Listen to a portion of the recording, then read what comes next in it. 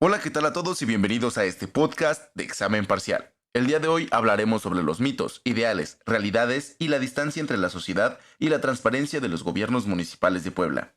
Libro escrito por el profesor Román Sánchez. ¿Qué onda, profe? Comencemos aclarando que, como se dijo, este es un podcast para examen. Así que tengo que admitir que hice varias anotaciones en un documento PDF para no perder el hilo del podcast. Y a continuación va a ser como una lectura de la redacción que hice respecto al libro que leí. Conforme iba leyendo el libro, yo fui dando una redacción a un pues, PDF. Y es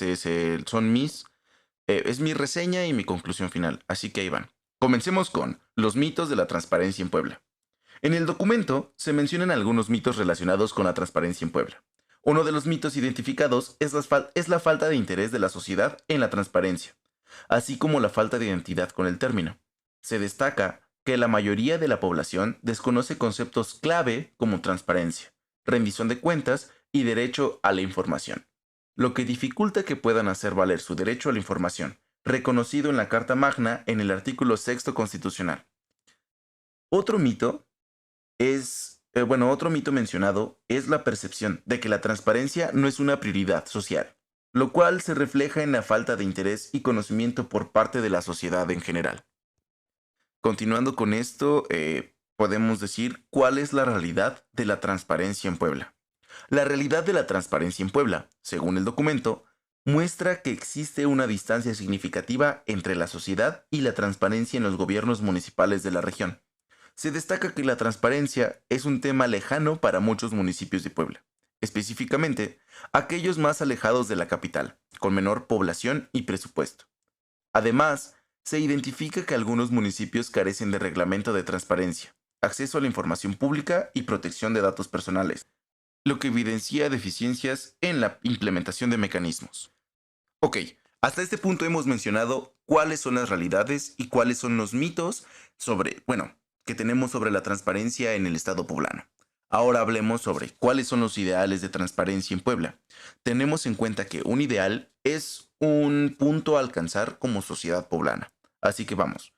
Los ideales de transparencia en Puebla, según el libro, son: primero, la promoción de una cultura de rendición de cuentas y acceso a la información en todos los niveles de gobierno, lo cual es perfectísimo, sería el punto máximo a alcanzar respecto a este tema.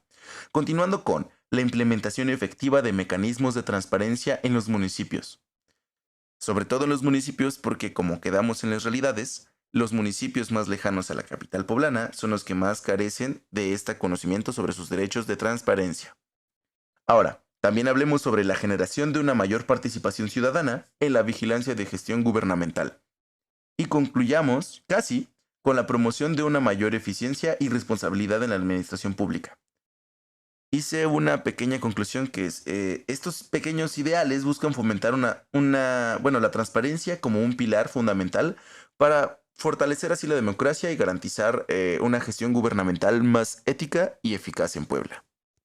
Dentro del libro también se menciona, una investigación, la cual, después de leer, recabé los resultados. No voy a decir específicamente cuáles fueron, están en el libro, pero sí formulé una pequeña reseña respecto a los resultados y pues vamos a ver.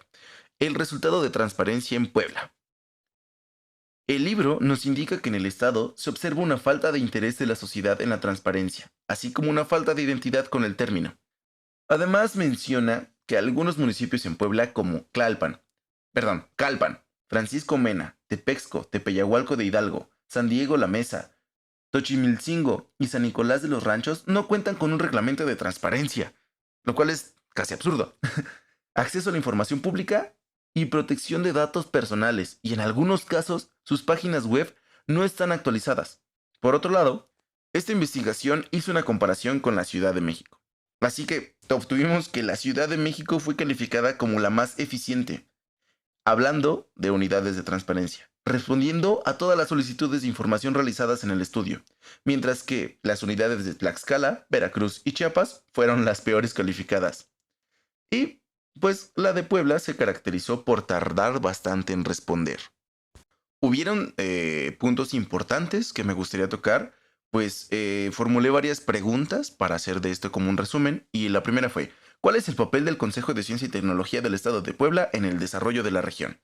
Esto se me hizo algo muy interesante porque menciona que el Consejo tiene un papel fundamental en el impulso del desarrollo científico y tecnológico, así como entre sus funciones están la de promover la investigación, el desarrollo tecnológico, la innovación y la difusión de la ciencia en el Estado.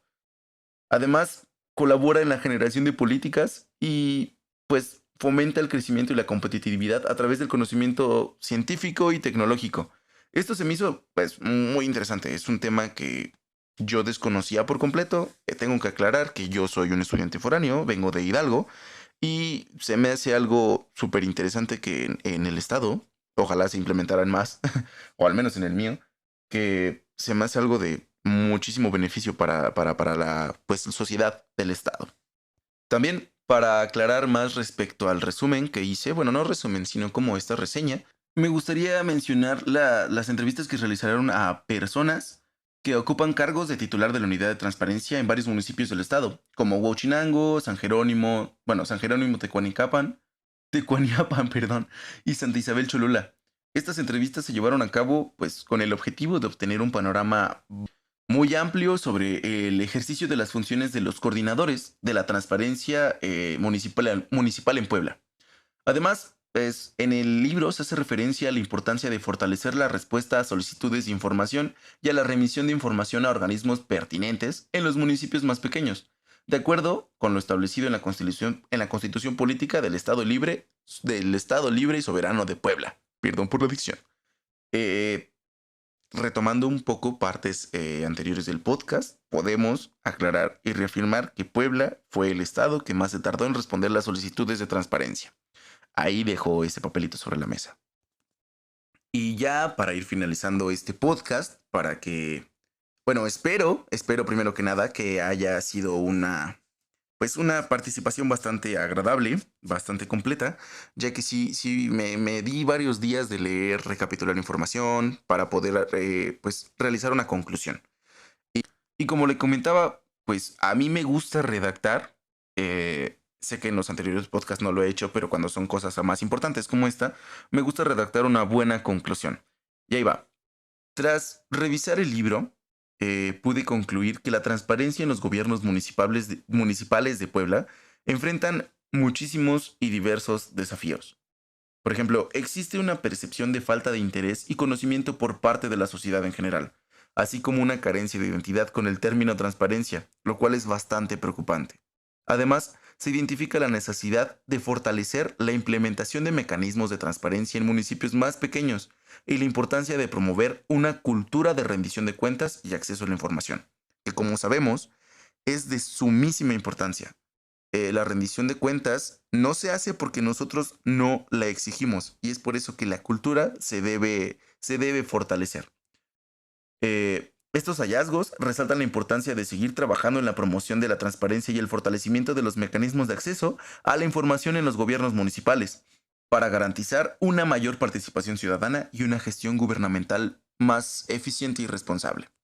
Bueno, hasta aquí el podcast de hoy, día 18 de febrero del 2024. Le agradezco mucho, profe. La verdad es que también como apartado personal, creo que, y como comenté en el podcast, como estudiante foráneo, me agrada mucho que el hecho de que este tipo de investigaciones se lleven a cabo, ya que no encuentro varias personas que se den a la tarea de ejercer presión sobre el gobierno, ejercer presión sobre las situaciones cotidianas que deberían y deben ser eh, de importancia para todos. Y sobre todo, nunca había convivido con personas que se preocupen de la manera en la que, pues usted, su equipo y como usted nos quiere enseñar para preocuparnos sobre, pues, nuestros derechos. Así que, nada, gracias por escuchar, gracias también por darnos un panorama más amplio sobre el tema y, pues, esto es todo por hoy. Mi nombre es Adrián Josafat Vergara Texocotitla.